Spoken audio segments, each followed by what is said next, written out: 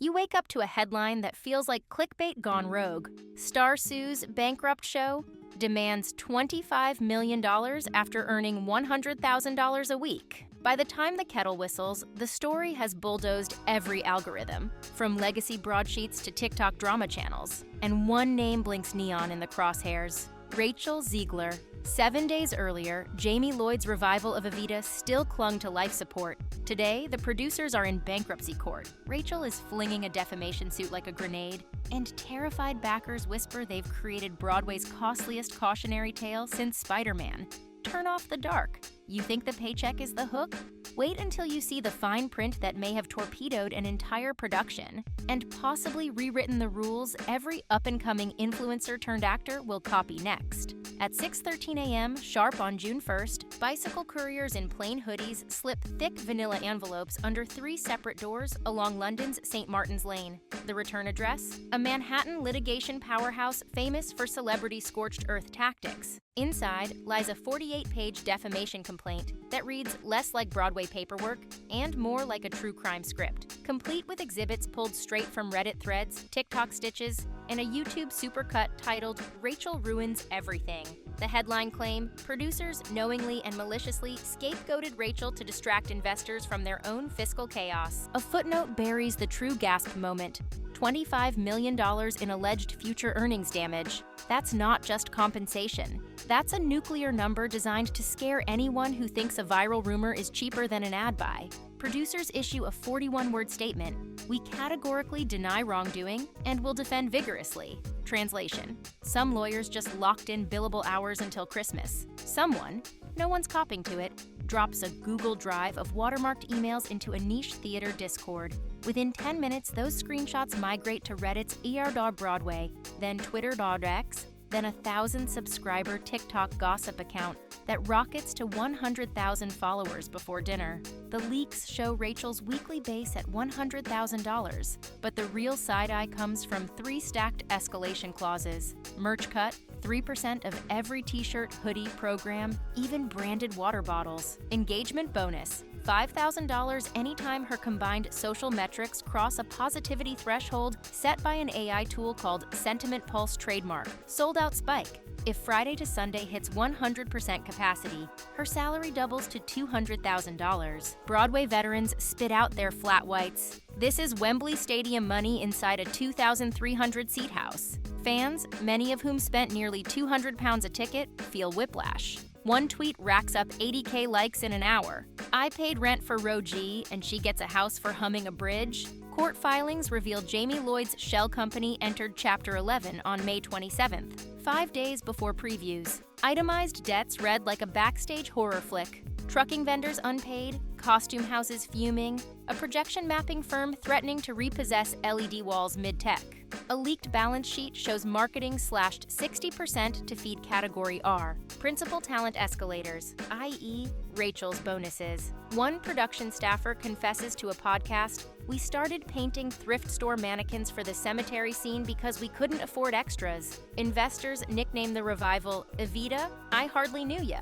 Ticket brokers quietly dump blocks at a loss. Meanwhile, the press office claims unforeseen technical recalibrations. The hashtag explodes around midnight. Hashtag refund Evita. TikTok montages splice Rachel's rehearsal clips with cash register chimes. Someone deepfakes a Paygate movie trailer voiceover. In a world where payroll trumps passion, one diva holds the receipts. A shared Google Doc titled Evidence Vault catalogs every rumored perk. Morale bonuses, VIP meet and greets, even talk of a wellness stipend so large it could bankroll the orchestra's overtime. Change.org petitions pass 50,000 signatures in 24 hours, demanding line item disclosures and full refunds. Ticket buyers post cancellation emails reading, "Performance postponed due to unforeseen circumstances." One outraged fan tweets, "Unforeseen? We saw this coming 2 Instagram lives ago." If producers hoped secrecy might contain the fallout, user-powered forensics turns every redacted budget line into a meme. Memes, by the way, now outrank the show on Google search. But the headline numbers aren't the juiciest part. The devil hides in the clauses the lawyers buried on page 19. Clause 12, morale incentive. For every 10 million positive impressions in a month, Rachel pockets $50,000. A marketing manager snorts. She's basically her own influencer ad agency, and we're footing the retainer. Clause 18, VIP engagement quota, minimum 4 sponsor meet and greets at $7,500 each, billed as consultancy. Fans ask, is she starring in a musical or selling timeshares in the mezzanine? Clause 22, failure. Payout. Should the production close early, all remaining salary accelerates within 14 days. Translation.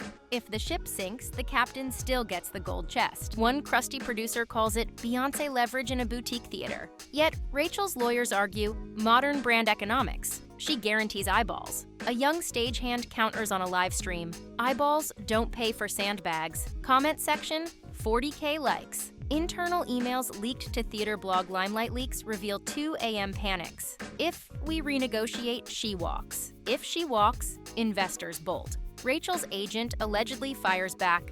Any deviation triggers liquidated damages. Don't test us. Payroll lapses for stagehands. Set pieces get recycled from warehouse storage, while Rachel's glam squad continues at full freight. A deputy company manager confesses, "We were robbing wardrobe to pay wigs." One assistant director jokes on Slack, "At this point, Act 2 should feature actors holding crowdfund QR codes." But Rachel's camp drops their own bomb, a timeline of missed payments for rehearsal accompanist fees, evidence the producers already breached. In a city where reputations crack faster than kickoff lights, both sides realize they're strapped to the same rocket. Producers leak talk of countersuits, missed rehearsals, unprofessional outbursts, potential clawbacks. Rachel's team threatens a privacy suit for leaking confidential pay data, claiming lost brand deals for Disney's delayed Snow White and Lionsgate's Hunger Games prequel. Meanwhile, Hollywood insiders whisper a scheduling shuffle in Paddington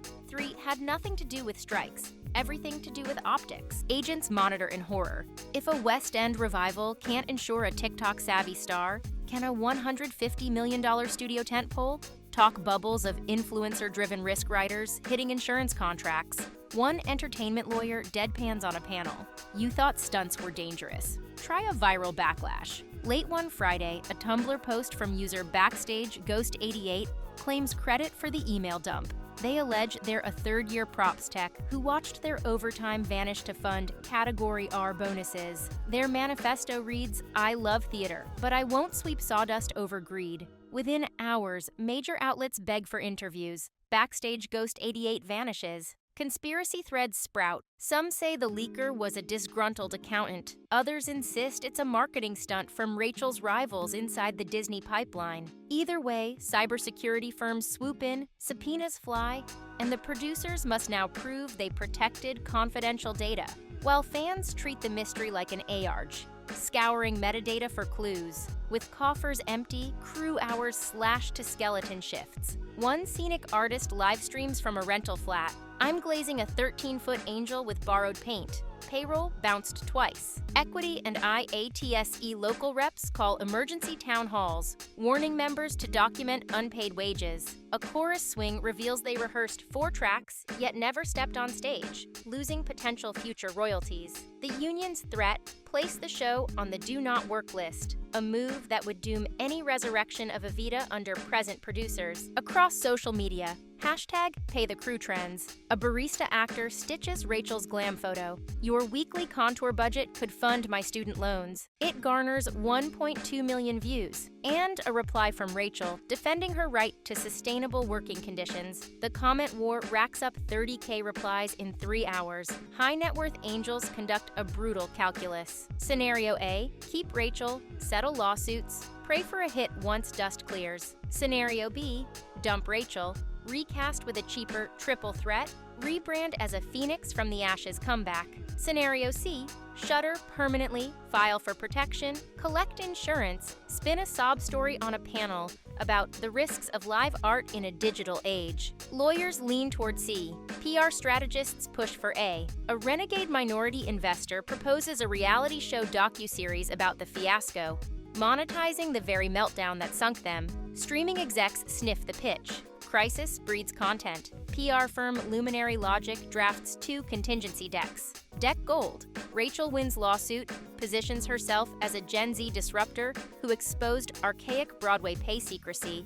Talking point, I fought for transparency, so artists at every level stop hiding their worth. Deck silver. Rachel loses, shifts focus to Hollywood musicals. Headline, I left the West End to chase the silver screen. Both decks rely on the same truth of showbiz. The crowd forgets everything if the next project slaps. Across social media, hashtag #PayTheCrewTrends. A barista actor stitches Rachel's glam photo. Your weekly contour budget could fund my student loans. It garners 1.2 million views. And a reply from Rachel defending her right to sustainable working conditions. The comment war racks up 30K replies in 3 hours. High net worth angels conduct a brutal calculus. Scenario A, keep Rachel, settle lawsuits, pray for a hit once dust clears. Scenario B, dump Rachel, recast with a cheaper triple threat, rebrand as a phoenix from the ashes comeback. Scenario C, shutter permanently, file for protection, collect insurance, spin a sob story on a panel about the risks of live art in a digital age. Lawyers lean toward C. PR strategists push for A. A renegade minority investor proposes a reality show docuseries about the fiasco, monetizing the very meltdown that sunk them. Streaming execs sniff the pitch. Crisis breeds content. PR firm Luminary Logic drafts 2 contingency decks. Deck gold. Rachel wins lawsuit, positions herself as a Gen Z disruptor who exposed archaic Broadway pay secrecy. Talking point, I fought for transparency, so artists at every level stop hiding their worth. Deck silver. Rachel loses, shifts focus to Hollywood musicals. Headline, I left the West End to chase the silver screen. Both decks rely on the same truth of showbiz. The crowd forgets everything if the next project slaps. A rumor surfaces. A streamer-funded biomusical where Rachel would play an 80s pop icon.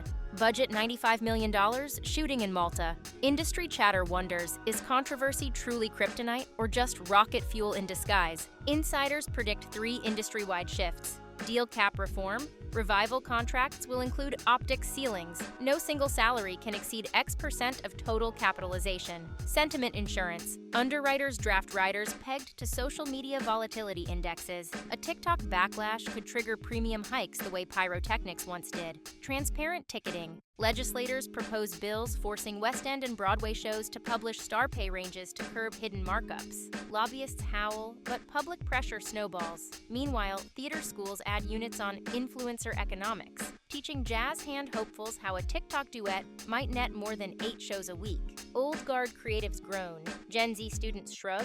This is the water they swim in. So what toppled Evita? A visionary contract mirroring a new celebrity economy? Or a reckless wager by producers praying social media sizzle could replace spreadsheets? Rachel insists she carried the revival on millions of screens. Critics claim her deal sucked the oxygen from everyone else's lungs. Audiences are left clutching pricey cancellation emails. Backstage crew chase unpaid invoices. Lawyers sharpen quills for Act 13. Was a $100,000 weekly payday the flashpoint that doomed Evita, or just the scapegoat for deeper mismanagement? Drop your verdict below. Whether you stan Rachel as a modern negotiator or see her contract as Broadway's fatal flaw, one truth stands. The next standing ovation on this saga won't come from a theater. It'll come from the courthouse livestream. Grab your popcorn. Intermission's almost over.